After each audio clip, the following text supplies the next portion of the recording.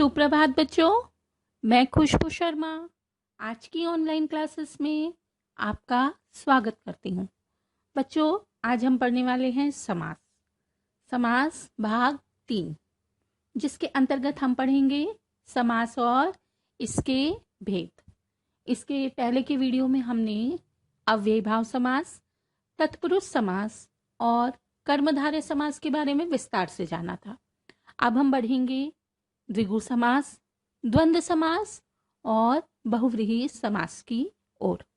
तो आइए चलते हैं हमारे समास के चौथे भेद की ओर, जो कि है द्विगु समास।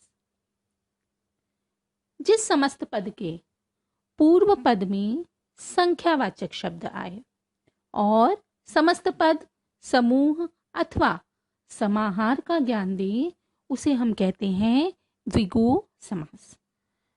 बच्चों, हम सभी जानते हैं कि ये समास में दो पद होते हैं। पहले पद को पूर्व पद कहते हैं और दूसरे पद को उत्तर पद। द्विगु समास में जो पूर्व पद होता है, पहला पद होता है, वह हमेशा संख्यावाचक होता है। वह हमें संख्या का बोध कराता है और समस्त पद समूह अथवा समाहार का ज्ञान देते हैं।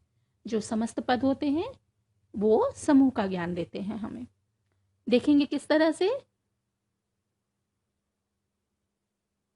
त्रिलोक, 3 लोकों का समूह।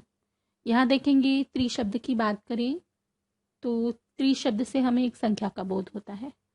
त्रिलोक, तीनों लोकों के समूह का ये बोध कराता है हमें ये शब्द। और जब हम इसका विग्रह करते हैं तो बन जाता है 3 लोकों का समूह, जिसमें 3 शब्द जो है वह संख्यावाचक है। नवरत्न, नव शब्द का अर्थ होता है 9, रत्नों का समूह।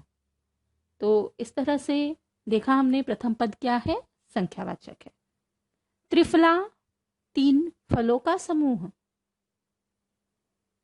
अठन्नी, 8 आनों का समूह। नवनिधि, 9 निधियों का समूह। द्विगु, 2 गायों का समूह। दुराहा, 2 राहों का समूह। त्रिकोण, 3 कोणों का समाहार।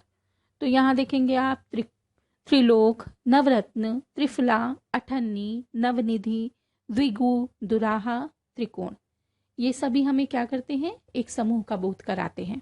और जब हम इनका विग्रह करते हैं तो हमें जो पहला पद है वह हमें संख्यावाचक प्राप्त होता है।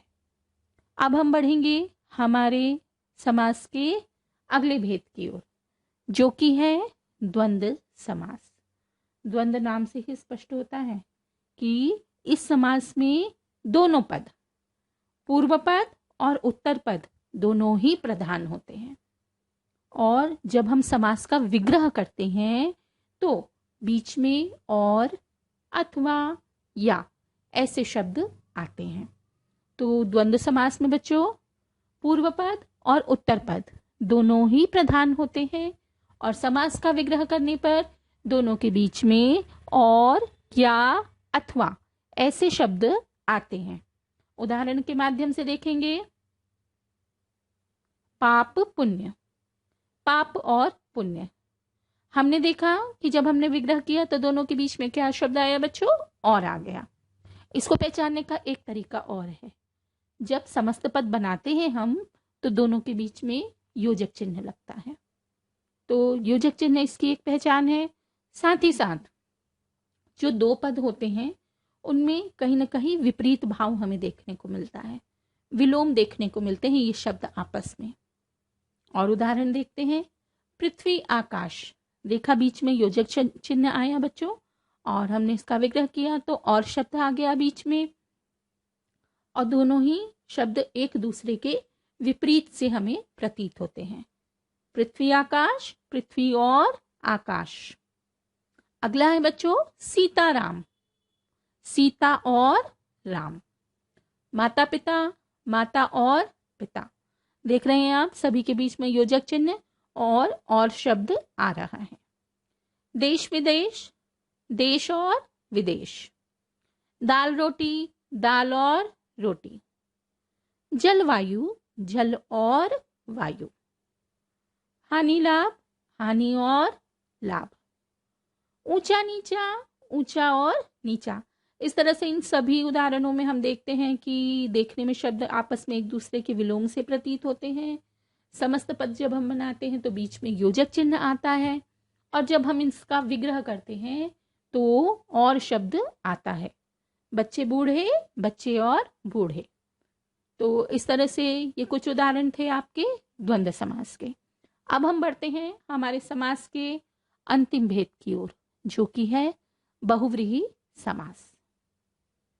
जिस समस्त पद में पूर्व पद, उत्तर पद दोनों में कोई भी प्रधान नहीं होता, और ये समस्त पद किसी अन्य संज्ञा या विशेषण का पर्याय बन जाते हैं।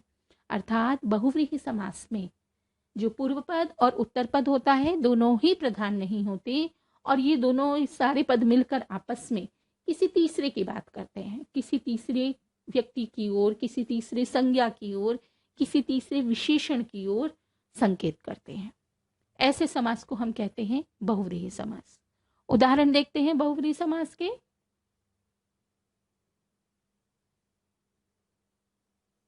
दशानन। दशानन जब इसका विग्रह करेंगे तो होगा 10 हैं आनन जिसके।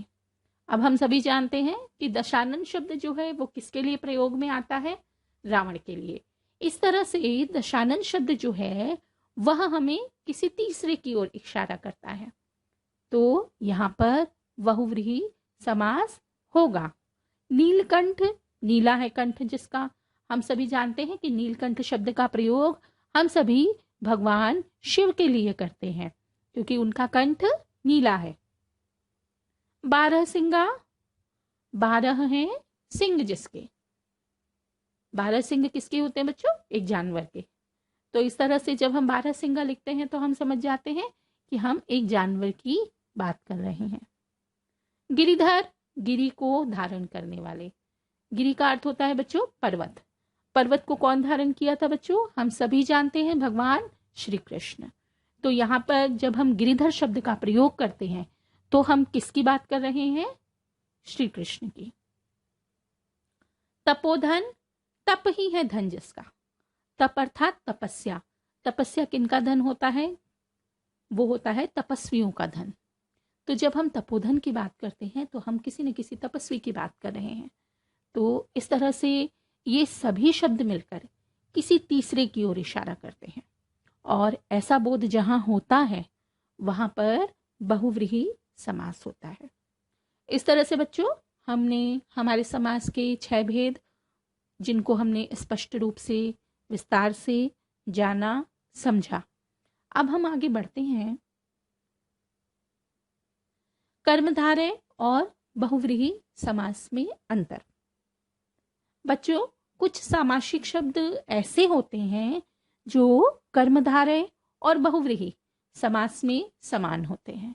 उनको देखेंगे तो दोनों ही समास में वो समान होते हैं, और जब हम उनका समास विग्रह करते हैं तभी उनके बीच के अंतर को समझा जा सकता है। अर्थात इनके बीच के अंतर को समझने का आधार क्या है बच्चों? समास विग्रह। हम सभी जानते हैं कर्मधारय समास में पहला पद विशेषण या उपमेय होता है और दूसरा पद विशेष्य या उपमान होता है, जबकि बहुव्रीहि समास में क्या होता है? पूरा पद ही विशेषण का काम करता है और किसी अन्य की बात करता है। यहाँ पर किसी तीसरे की बात करता है। एक उदाहरण देखते हैं बच्चों। लंबोदर, लंबा है उदर।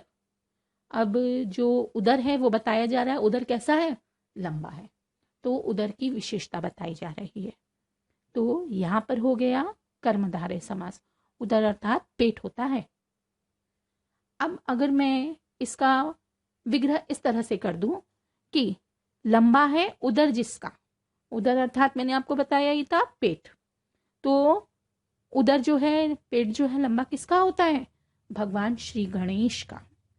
तो इस तरह से ये लंबोदर शब्द जो है वह किसी तीसरे व्यक्ति की ओर हमें इशारा करता है, और वो है गणेश भगवान। तो यहाँ पर बहुव्रीहि समास हुआ। किंतु जब हम लंबोदर शब्द को देखते हैं तो उस आधार पर हम नहीं समझ पाते कि ये क्या होगा, कर्मधारय होगा या बहुव्रीहि होगा। किंतु जब हम इसका समास विग्रह करते हैं, जैसे कर्मधारय के लिए हमने किया लंबा है जो उदर, तो यहाँ पर हमने उदर की विशेषता बताई विग्रह के द्वारा, तो हो गया कर्मधारय समास। किंतु जब हमने विग्रह किया लंबा है उदर जिसका, अर्थात उस तीसरे व्यक्ति की जब बात की जिसका उदर लंबा है, तो वो है भगवान गणेश, तो यहाँ पर हो गया बहुव्रीहि समास। तो बच्चों ये था कर्मधारय और बहुव्रीहि समास के भेद को, उनके बीच के अंतर को समझने का तरीका। आगे हम बढ़ते हैं द्विगु समास और बहुव्रीहि समास में अंतर। द्विगु समास में जो पहला पद होता है हम सभी जानते हैं बच्चों, वो संख्यावाचक होता है और दूसरा पद विशेष्य होता है तथा समस्त समूह का बोध कराता है। जबकि बहुव्रीहि समास में क्या होता है, संपूर्ण पद सामासिक शब्द ही विशेषण का कार्य करता है, जो संपूर्ण पद है वो ही विशेषता को बताता है। एक उदाहरण देखेंगे, त्रिफला, 3 फलों का मिश्रण। मिश्रण का अर्थ होता है चूर्ण। तो यहाँ पर जब हम इस तरह से लिखेंगे तो ये हो जाएगा बहुव्रीहि समास। और जब हम लिख दें 3 फलों का समाहार, तो वो हो जाएगा द्विगु समास। तो इस तरह से बच्चों ये था द्विगु समास और बहुव्रीहि समास में अंतर। इसी के साथ हमारा समास अध्याय यहीं समाप्त होता है। मुझे आशा है कि आप सभी को ये समझ में आया होगा। इसी के साथ मेरा ये वीडियो यहीं समाप्त होता है। धन्यवाद।